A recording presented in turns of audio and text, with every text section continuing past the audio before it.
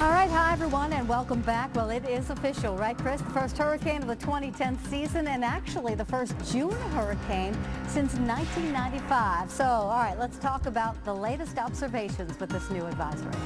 Alex, and here it is right here. You can see this is the big storm, and now officially from the National Hurricane Center, this is a hurricane. It is now Hurricane Alex. You're going to hear us talking. But keep in mind, with something we've been talking about, sustained wind 75 miles an hour. That's 5 miles stronger than it was just moments ago, or at least, you know, what we've been reporting moments ago. But now it's up to 75 miles an hour. So this is the low end. We had a very strong tropical storm. Now we have one of the lower ends of a hurricane. But nonetheless, it's a hurricane. It should get attention now. You know, heads up if you haven't, been paying too much attention. It is now a hurricane. It's still moving to the west. Actually, it looks like it slowed down a little bit. It looks like it was going about 12 miles an hour. Before that, about 13 miles an hour. So it slowed down a little bit more.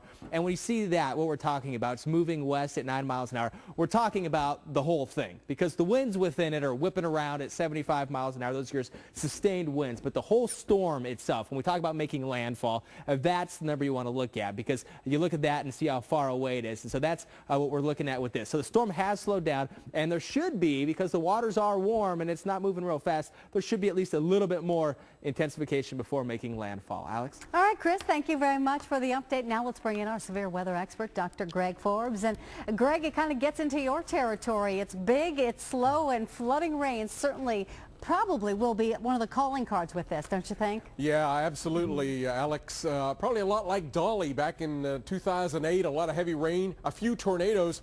Don't be feeling too safe by thinking that the center of Alex is going to move into Mexico, because really it's the right side of that hurricane circulation where the tornadoes are, and that right side will have all this moist Gulf of Mexico air that's just blasting into Texas. And so for that reason, it could rain a long time, starting tonight through tomorrow, through Thursday, maybe into Friday.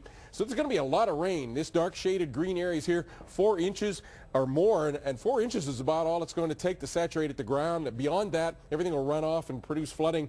And I'm predicting 10 inches or more, perhaps 2, 3, 4 times that critical flood amount. So we will see flooding. Also, that will go over into Mexico. Get some of that rain into the hillier terrain up near San Antonio and Austin. That's a flash flood problem, similarly down in those Mexico areas. So this is going to be a problem, and the runoff will continue with probably river flooding into the weekend. Then we get to the tornado threat, and it is that right front quadrant, and that could begin tomorrow afternoon and into tomorrow night and Thursday for a tornado threat across the coastal parts of Texas. We'll have some severe weather also tomorrow with a Torcon value of 3 up in parts of Montana. I've given Torcon values of 3 on a scale of 10 for the upper coastal parts of Texas, a little bit away from the low pressure center, but we get down towards, say, Corpus Christi, where we get that low-level winds coming pretty strongly onshore. And there I've given a 40% chance of a tornado within 50 miles in those parts of coastal Texas. Alex? All right, Greg, thank you very much. We certainly appreciate your expertise. Well, the stores on the Texas coast have been bustling as they prepare. From Corpus Christi, Janine Reyes takes us there.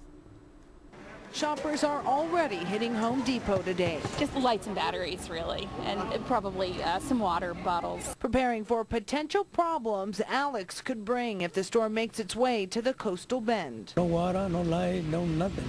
Raymond Bain spent his entire life here, and he's seen the worst storms pass.